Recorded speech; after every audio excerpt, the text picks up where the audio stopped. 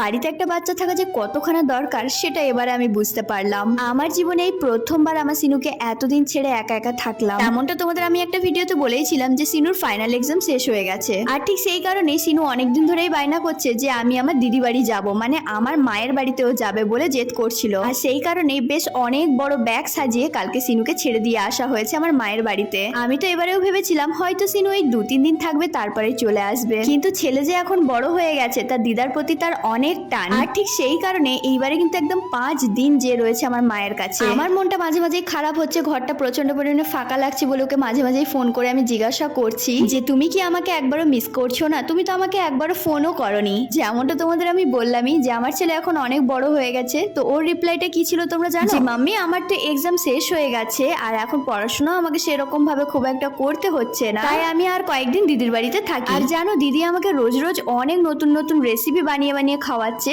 আর সাথে আমাকে অনেক সুন্দর সুন্দর জায়গায় রোজ রোজ বিকেল বেলায় ঘুরতেও নিয়ে যাচ্ছে। আর আমাকে ছেড়ে যদি তোমাদেরও মন খারাপ হয়ে যাচ্ছে তাহলে তোমরা দুজন মিলে রোজ বিকেল বেলায় ঘুরতে যাও, ভালো ভালো খাবার খাও, দেখবে আমার কথা আর মনে পড়বে না। মানে এই কথাগুলো শুনে আশা করছি তোমরা বুঝতে পেরে গেছো যে সিনু মানুষটাকে ছোট দেখতে হলেও তার মাইন্ডটা কিন্তু ছোট না। আর আজকে সুনীল হাট থেকে অনেক বড় বড় সাইজের ভোলা মাছ নিয়ে এসেছিল, আর ভিডিও শুরুতেই যেমনটা তোমরা দেখতেই পেলে আমি মাছগুলোকে খুব ভালো করে ভাজা করে নিয়েছি। এখন আমি তরকারির জন্য আলুগুলোকেও ভাজা করে নেব। আর আলু ভাজার সময় আলুর মধ্যে আমি নুন হলুদ দিয়ে সবসময় ভাজি। অনেকেই আছে নুন ইউজ করে বা শুধু হলুদ ইউজ করে, বাট আমি নুন হলুদ দুটোই ইউজ করি। এবার তোমরা কমেন্ট বক্সে অবশ্যই জানিও যে তোমরা নুন হলুদ দিয়ে কারা কারা তরকারির আলু ভাজা করো। আলুগুলো এখন ভাজা হয়ে গেছে, এরপরে আমি ওই তেলের মধ্যেই দিয়ে দিচ্ছি টমেটো কুচি। আমাদের বাড়িতে প্রায় প্রতিটি তরকারিতেই আমি টমেটো আর কাঁচা লঙ্কা ইউজ করি ঠিকই, তবে টমেটো গোটা গোটা তরকারির মধ্যে আমার একেবারেই পছন্দ না, সেই কারণে নুন দিয়ে একটুখানি গলিয়ে নিলাম টমেটোটাকে। আর এখন আমি দিয়ে দিলাম পেস্ট করা মশলা। যে কোনো রান্নার সময় যদি একটু ভালো করে কষিয়ে নাও তাহলে সেই তরকারির স্বাদ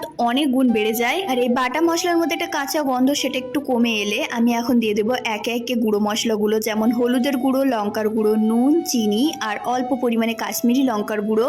আজকাল আমি ভয়েস রেকর্ড দিয়ে যে ভিডিওগুলো আপলোড করি আর ভিডিওর মাঝখানে আমার লাইফে ঘটে যাওয়া কিছু স্টোরি তোমাদের সাথে শেয়ার করি, সেটা নিয়ে আমার আশেপাশে কিছু মানুষের অনেক অসুবিধা। দেখো আমি তো কারোর নাম নিয়ে কাউকে চোর বলিনি, এবার আমার ভিডিওতে আমার খারাপ সময়ের স্টোরিগুলো শুনে যদি তারা নিজেরা নিজেদেরকে চোর মনে করে তাহলে তার দায়িত্ব আর আমার না। আরেকটা কথা বলি, এই ভিডিওর মধ্যে ভালো করে কান খুলে শুনে রাখো যে আমাকে নিয়ে যতই হাসাহাসি করো, আমাকে নিয়ে যতই ঠাট্টা করো, আমার নামে যতই চর্চা নিন্দা করো না কেন, মনে রেখো একটা গাধাকে ঘোড়া নাম দিলেই সে ঘোড়া হয়ে যায় না, সে গাধা গাধাই থেকে যায় সারা জীবন। যাই হোক, গাধার গল্প করতে করতে আমি তরকারির গল্প করতেই ভুলে গেলাম। যেমনটা তোমরা দেখতেই পেলে মশলা কষিয়ে নেওয়ার পরে আমি দিয়ে দিয়েছিলাম আলুকেও খুব ভালো করে কষিয়ে নেওয়ার পরে এখন আমি দিয়ে দিলাম পরিমাণ মতো জল। জলটাকে একটুখানি ফুটতে দেবো, সাথে আলুগুলো একটু সেদ্ধ হতে দেবো। 6 মিনিট ঝোল ফোটানোর পরে আলুগুলো এখন সেদ্ধ হয়ে গেছে, সাথে ঝোলটাও এখন মাপের চলে এসেছে।